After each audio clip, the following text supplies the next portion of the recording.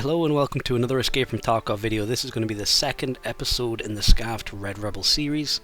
Today I'm going to show you two different Scav runs I've done, both getting quite a bit of money.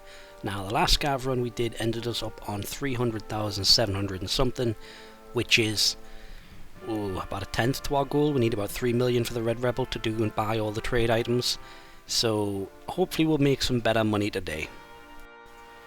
My first Scav spawned with the penis helmet, the AK with the weird front dong butts, the dong foregrip, and you can tell he's got a backpack. If you look at his chest rig, you can see the scout chest rig beneath it, but above that's the straps for the MBSS. So I know I had some reasonable space, and that's always key when you're starting your Scav runs, is to look at what gear you've got and what you're going to be able to do. So instantly I spawned in, I've got a few conditioner runners, and I've got a key for reserve. Now I don't know all the keys for reserve, so I just assume if I've got it, it's worth at least 30 to 50,000 rubles. So I think, right, I'll head to extract and I'll just hit the secure containers along the way. Now I picked Shoreline, and the reason I wanted to do a lot of the secure container farming is because this is just after the patch dropped, and you can get the, well, you used to be able to, they've changed it now, get the GL40 grenade launcher, which was about 2 million at the time, in the the stashes. So this is, have I been calling them secure containers? The hidden caches, that's what I mean. And the reason that's basically the reason why I'm deciding to do that, because if I get one of those and I get out and sell it, I'm pretty much at my goal at 200, at 2.5 million for one of those. It's dropped dramatically now. It dropped down to about 400,000, so I wouldn't advise trying to do that for money, but at the time that's why I was doing this. I also checked my rounds as soon as I spawned in and had T45M, which, as far as ammo goes, it's not that good. So you don't really want to get into a fight, even though I've got quite a good weapon, because the AKM had a base recoil reduction, and with that front foregrip I've got even more recoil reduction and an ergonomics bonus. It's still not worth getting into a fight with T45 ammo. One, it's a tracer, so they're going to know where you're shooting from, and two, it doesn't penetrate any armor above class 2, I believe, so it's still not worth running. Always check these toolboxes on Shoreline. I can't tell you how many green gunpowders I've found in those, and at the beginning of the wipe, when you find all the hoses and things, and the hoses are going for like 90,000 rubles, it's really good money. I thought there was .45 ACP rounds with one of the new ones, so I was like, oh fantastic, that's going to be worth tons of money. They weren't. They were the bog standard ones. I was very sad. Now I absolutely love the this little area here, the swamp area. Farming the hidden caches in the swamp area is fantastic. I can count on one hand the number of times I've got into a fight. I was so excited there. I thought that was going to be worth tons of money, that little grenade. Spoiler alert, it isn't. And yeah, I can count on the number of times on one hand how many times I've got into a fight in this area, and I must have done over 100 Scav runs in this area alone this wipe. It's a fantastic little area that no one goes to. There's only one place it's heavily trafficked, and that's the little manager's house on the left, because that's a not this house, but it's further down near the extract. Basically because it's a quest place, but it also spawns a load of tool loose spawns, so you can get quite a bit of money there if you go in. But it's more towards the start of the wipe when everyone's trying to get the hideout stuff. That's why I'd avoid it if you're doing this route. But it's such a quick and easy route, and just going through it once takes about 4 or 5 minutes, and it can net you up to 200,000 rubles. It's really easy. Now the next Scav run I do will be the same route, but it'll be at night time, because I prefer to do my Scav runs at night time, really, because one, there's less players, two, generally speaking, the players that are on the map, it's 50-50 whether they're using night vision or not.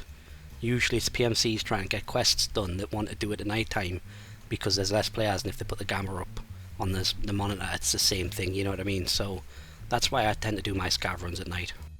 Right, that first Scav run netted me 397,000, with some of the best items being the RB MP11 key, which I spawned with, which was worth about 45,600. Then the FMGA rounds, which I found, were worth 45,000. They were about 500 a piece, and I found 90. I found a good couple of them. And the fuel conditioners were worth 36,000 a piece. I found 2 of them, but the fuel conditioners I can keep and use for the trade, so I'm not selling them, so I don't have to buy them. So really they're worth more because they cost a little bit more on the market if you were to buy them. So the fuel cons were a good help. I was hoping for some defuels, but really if I wanted defuels I'd probably go to interchange. That's where I find the most of my defuels, if I go on interchange. Right, so we're just going straight back into the same Shoreline. This time I made a mistake. I just went out of Shoreline out of habit. As you can see, all I've got is a Scav vest and an AK. I should have probably went to somewhere reserve, somewhere where it's combat heavy, because I don't have anything. I don't have storage capacity, but funnily enough I spawned exactly the same place, so I'm doing the exact route at night time. So I know it's going to be dark, but if you can bear with me, I have put the brightness and the contrast up a little bit, so you should be able to see. But even if you can't see, you know the route I've just took, so everything should be somewhat familiar. Now this must be one of the least trafficked places on Shoreline, this back route here. When you go past the outside of the downed drone, just the amount of times I've walked this way and never met anyone is so high. I must have walked this way between, conservative estimate, 200 and 300 times over all my Shoreline raids, and I can't ever remember actually fighting someone in this area. Now I absolutely adore night raids. It sounds stupid and it makes it difficult to watch the content, but I love the feel of them. I think night raids are a lot less run and gun. Because if you fire a gun at night, when it's dead silent, especially in Shoreline, you're giving away your position almost immediately. And I think the type of people who play on the night raids are far different to the ones who play the normal day. When you load into a night raid, people are more conservative. They don't want to give their position away. They tend to have more of a confirmed goal in mind. Like I said, it's mostly people trying to get a quest done they've been struggling with, so they go into a night raid for hopefully less people and more cover. So you tend to find that the night raids, they're not relaxing, they're a different kind of tension. It's the tension of whenever something kicks off, it's like, like it was an unavoidable fight. Whereas in this situation, when you're just walking around and it's really quiet, you feel like you're going to get shot at any moment. It's a really tense environment and a weird sort of thing, because you get lulled into this false sense of security, thinking, well, nobody can see me, but if there's a guy with NVGs, he can see you easily. But yeah, in hindsight, I should have went out somewhere else. I should have went to reserve with this, because a 30 round mag, you can still take out somebody in level 4 armor with a 30 round mag or PS. If you get the drop on them and you're good about it, you get them all in the same spot, you can take them out. But like I said, I was trying to get the GL40 for that quick money. Unfortunately it didn't pan out that way, spoiler alert. But it's just one of those things, you know what I mean? It's all RNG. I do still get reasonable money off this Scav raid. It's not good money, but for how long it takes, it's not bad, you know what I mean? I think these Scav raids take me about 7 to 8 minutes to get from one end of the map to extract with loads of loot. So you can repeat it about, let's say, 4 to 6 times per hour. I also forgot to mention I did do a Scav raid in between the ones you see in last episode and this one, which I didn't show because what happened was I spawned with a FAL. So I thought, well, I'll go to Shoreline and I'll get into some combat when I'm, in the resort. And I ended up finding 2 dudes, and I just sat there waiting for them to present an opportunity to kill them. And this was like a 25-minute Scav raid, and they just appeared once in the glass corridor, and I put tons of shots down range, didn't hit them, and they just ran off. And these were juicy guys. So I tried to fight them and it just didn't pan out. It was just a boring 25 minutes of me sat there doing nothing. I didn't even get any loot in the end. I just escaped and just went down the ADM basement extraction, so I didn't bother including that, because honestly the money I got from that I primarily just turned straight into doing some quests anyway. So that raid was not too bad. And I just recorded a little bit of me selling this stuff. It's weird how the dynamic of the game changes as the wipe goes on. Like at the start of the wipe, the chocolate bars and the sugar are worth no money. Nobody wants to buy them. Now they're nearly tripled in value. And I mean, it's all because of the moonshine production. The more people that get access to that, the more people want to buy it, the more valuable they become.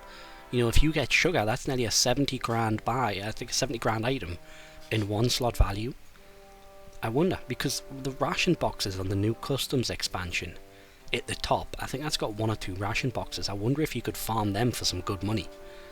Because like people, you know, like a roller is worth like 50 to 70,000 rubles. One box of sugar is worth about just as much, and people don't pick them up. People just forget about them, so I wonder if that would be a good money making thing. Tell me down in the comments what you think about that. Do you think it'd be worth trying to hit some ration boxes to see if you can get loads of sugar from them? Right, now off this Scav run I made 200,000 rubles. It wasn't as clean cut as that, but adding it up I came to about 200,000. The best item was I got 37 rounds of M995 at about 50,000 rubles. Then the chocolate bar, which is worth around 31,000 rubles because 2 of them can be turned into a sugar. And then it was just a hose, I think. Yep, hose for 30,000 rubles. Oh, the hoses used to be worth so much money. Like, we're talking 90 to 100,000 rubles one hose. It was ridiculous at the beginning of the wipe. But that puts us on a grand total of 898,000 rubles, which is just shy of 33% the way of our goal. It is a bit more than that because I didn't sell or add up the fuel cons, so we've got that in store. I hope you've liked this episode. If you know of any money making methods as a Scav that you'd like me to test out or like me to showcase, don't hesitate to comment down below. I hope you're having a good day. I hope this video helps you understand how Tarkov can be difficult or can be easy to make money. It's all RNG. And I'll see you next time.